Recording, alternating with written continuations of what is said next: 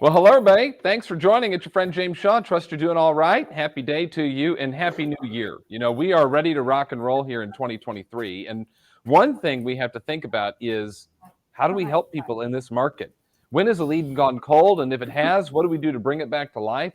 And when is it that we think it's gone cold and it hasn't? It's just us. And so how do we take advantage of every single lead opportunity that comes our way? That's what we're going to talk about today with one of my favorite people, by the way. Who's ever existed on Earth. Toni Zarghami, you run an amazing team not too far from me, 45 minutes south of where I am right now, down in Sarasota. Tell us about who you are, a little bit about your business, and then we'll get started.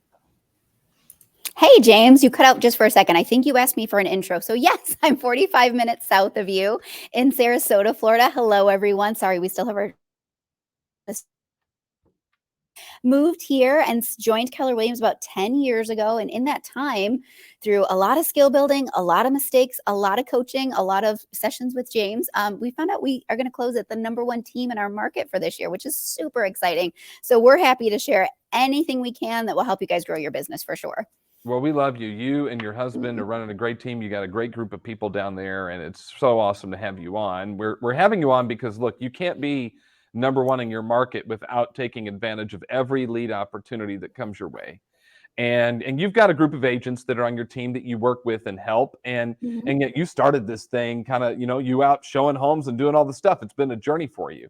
So yeah, we knew two people when we moved here. My mom and my dad. We knew 2 people when we moved to Sarasota. No joke. And they were our second let's clients. talk about that. You moved to Sarasota. You know 2 people. Now you're going to be the top selling real estate team in the entire market. You can't do that without converting leads. How important is every single lead that comes your way, Toni?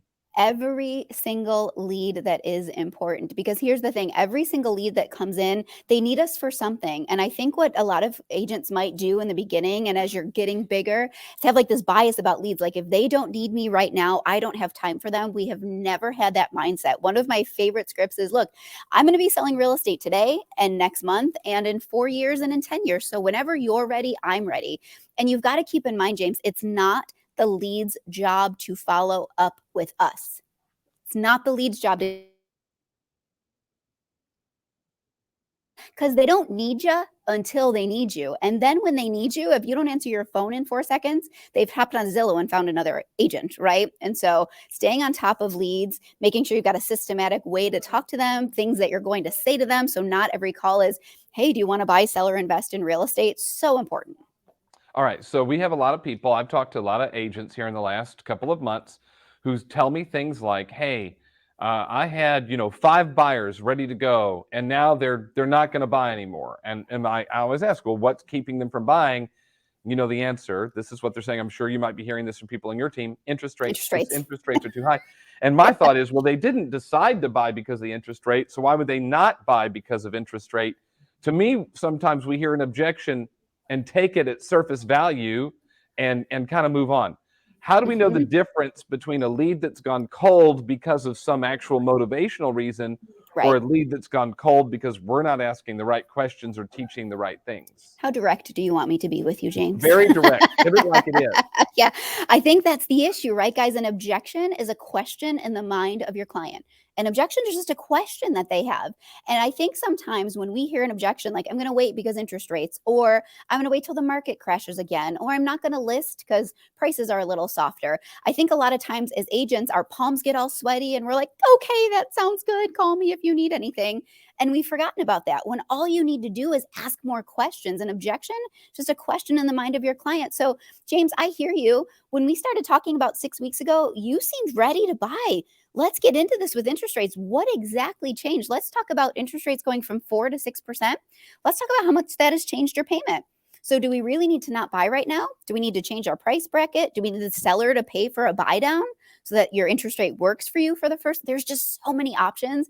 And so often we're afraid to ask questions because we think an objection is a rejection of us. And it's not, it's a question. You got to keep the conversation going. That's what we're here for.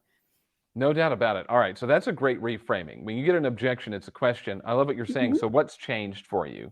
What Yeah. specifically about the rate? Let's look at some options. Do we ask the seller to buy down, which we did a session with Laura Ball from Keller Mortgage. If you need info on Mhm. that, you can go watch it. Do we need to change the price point or the geographic area we're looking in?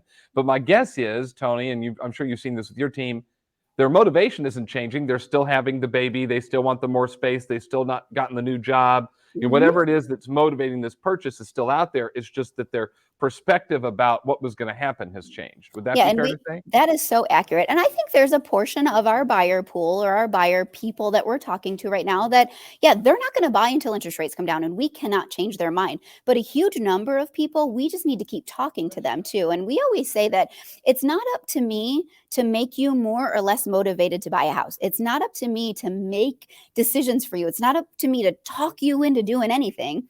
My job is to just have conversations, prepare you the best that we can, give you the most information I can. Because, James, it's your decision on when we're going to buy, but I'm going to make sure you've got all the info out there to make the right decision. Because when we talked a month or so ago, it felt like buying right now was the right decision. So I'm going to bring you back to that. I love it. Not trying to Okay. convince you of anything, just want to Well, you talk about it. can't. No one's that good of a salesperson to convince somebody to buy or sell a house, but we Correct. can. I had a mentor used to say, you can't convince anybody to do anything, but you can get them to make a different decision with new information. And so it's our job to kind of walk them through the Ooh, information. I'm All right. borrowing So that. now it's the first of the year. We've got some leads we probably haven't talked to in a while. Maybe we did believe that they weren't going to buy because of the interest rate. And so we just didn't check in, or we're going through. I always used to do this at the end of the year. I'd go through and look at all of the leads that came into the year and go, "Ooh, missed that one. Oh, missed that one. Oh, what about that one?" So what do Mhm. we do to check back in? What's that initial contact look like that here it's the first of the year and we want to check back in with somebody? Hey, James, it's Toni Zarghami with Keller Williams Realty. Happy New Year. I just wanted to reach out, say hi. How were your holidays? I know we haven't spoken in a while. It was actually like September, October last time we spoke. Wanted to check in and see what was going on with your real estate needs. Very open ended, right? And they're either going to say, yeah, I was thinking about doing something. And you keep going, and be like, no, I'm good. And then, James, you get into the conversation we just had, which is, oh, it's totally cool that you're good. In October, this is what was going on. What's changed since then? No judgment on my end. Let's just talk through what has changed. So it's a simple, you had some real estate goals at one point. Just wanted to check in and see where we're at with those goals. It seems like asking questions is so important here. How do you coach your team, and how do you work on making sure you're always asking questions? I think this number, I might be making this up, but I think it's accurate. When we're in a conversation, we should be talking 20% of the time, and they should be talking 80% of the time, right? And the way you do that is by asking questions and asking open ended questions. And the biggest thing I think that a lot of agents make a mistake with is they're not listening to the responses. They're thinking of what to say next. Like they're anticipating an objection, or so they've kind of blocked out exactly what this client is saying because they need to think about what to say next. I think, James, as people, we're just like curious humans. Just think that you're in a conversation in the checkout line at Publix with someone. Don't get all stressed that you're lead genning and people are listening. Like, get in and have a conversation and actually listen so that you can carry on and not miss what they said and ask kind of the wrong next question. I think that's where a ton of people get tripped up, is they're not listening, so they don't know where to go with the conversation. Pay attention. It's when I was in the news business, I would sometimes work with people that would want a reporter that might want to write out all of these questions they wanted to ask. And I was a producer, so I didn't do as much interviewing as the reporters did. But when I did interview, there were 3 or 4 questions that I wanted to make sure I asked. But the rest, I simply just asked by listening to what they said. I wanted to dig deeper on something that they told me.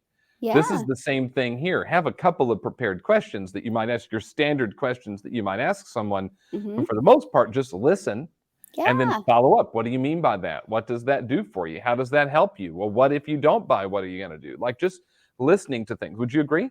1,000,000%. And you know what you just did that was genius is every single question you asked until you closed, when you said, do you agree, which is a closing question, which is awesome.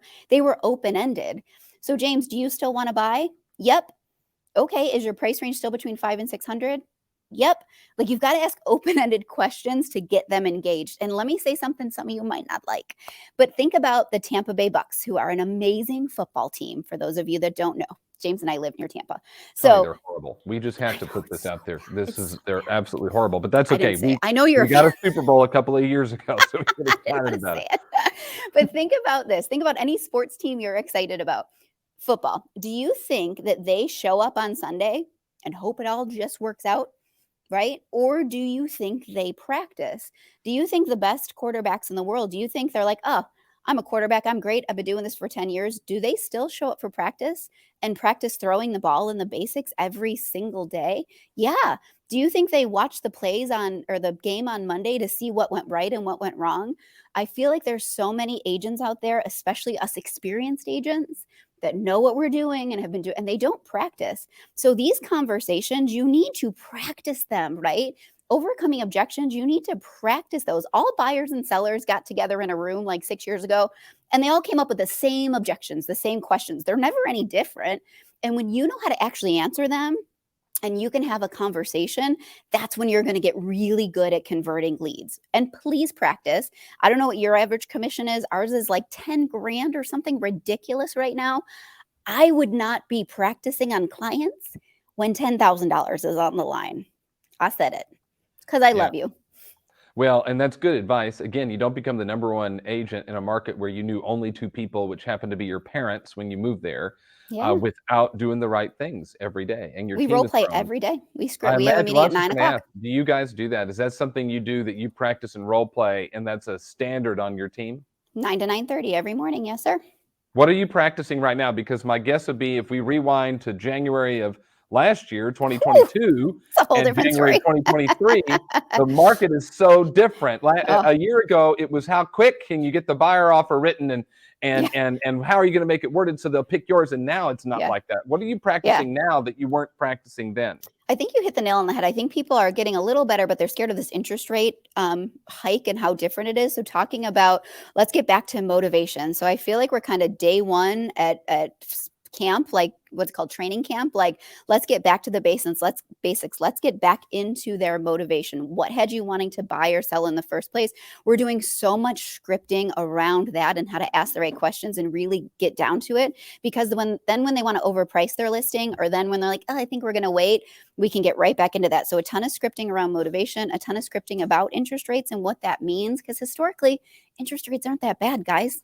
They're just not at 2% like they were, but they're really not bad.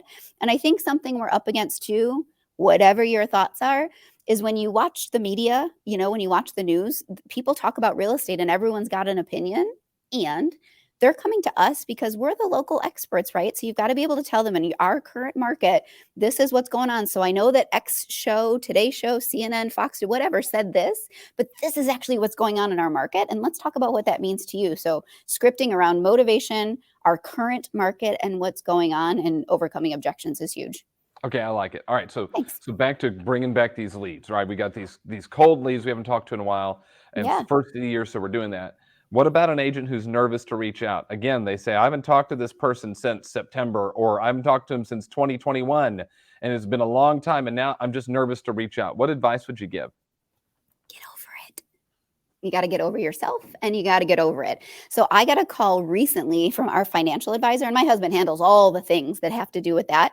And he reached out and he's like, hey, Toni, I know that you and I haven't spoken. Last time I saw you was our meeting in 2020.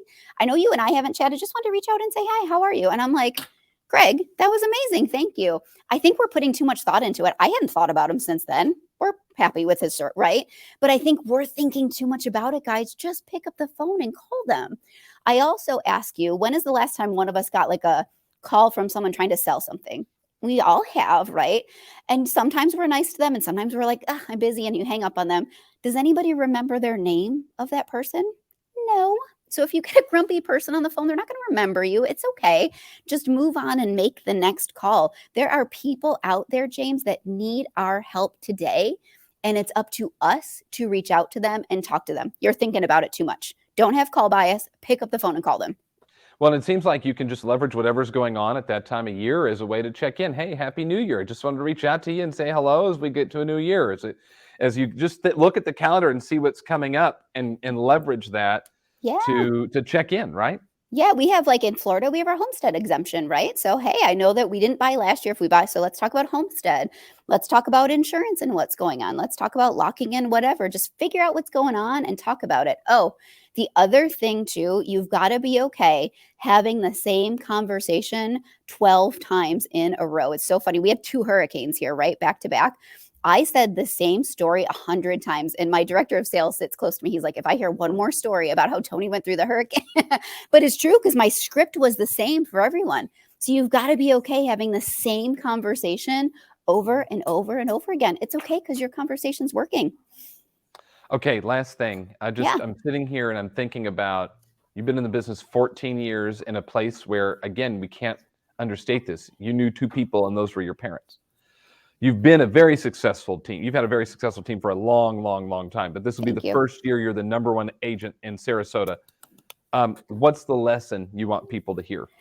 I think the lesson that I want people to hear is if you go out in the world and do the right thing and help people, the cycle will just come back, right? Success will come to you. When we're having conversations with people and when I'm lead generating, because that's what I still, as a lead agent, top agent, I lead generate every single day.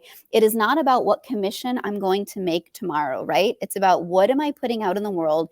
Am I helping people? Am I answering questions? Am I being a resource?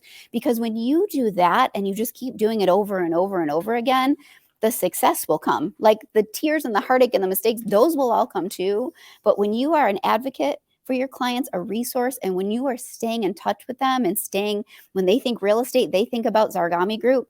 When you do that, it all will fall into place. And I know that oversimplifies it, but I have to tell myself that sometimes. Well, you didn't build a successful business by not talking to people. You didn't build a successful business by not following up with people. You didn't build a successful business by coming up with reasons as to why you shouldn't check in with people. You built the successful business over time by checking in, following up, and helping as many people as you possibly can. I tell you my biggest mistake I made? Do we have 60 more seconds? Absolutely. Is in the beginning when I started this, I thought that everyone would remember me, right? Like I was great. We did great in that deal, or I was really good showing you those houses, or I did great on that listing appointment. And I just assumed everyone would remember me and this great conversation we had. When they didn't, of course they didn't. Who's Toni Zarghami? What does that have to do with anything? So when I really shifted my mindset, actually started a database, actually started following up with them, putting them in command, putting them on the drip campaigns, calling them, like that's when our business took off, is when I got over myself and systematically started following up with people. It's amazing how quick, if that's what you want, how quickly the amount of leads will come in and how quickly your business will grow. If you just kind of get over yourself, have conversations, keep in touch, it's amazing. Good stuff. I love it. Thanks for joining us. Tell your husband I said hi too. This was great. You guys are the best. Happy New Year to you. Congratulations on your success in 2022. And we know you'll do great things in 2023. And to everybody watching, thank you so much. Toni gave you great advice. Go get after it. Check in with your people. No bias. Get over yourself and make it happen this year. Bye, everybody.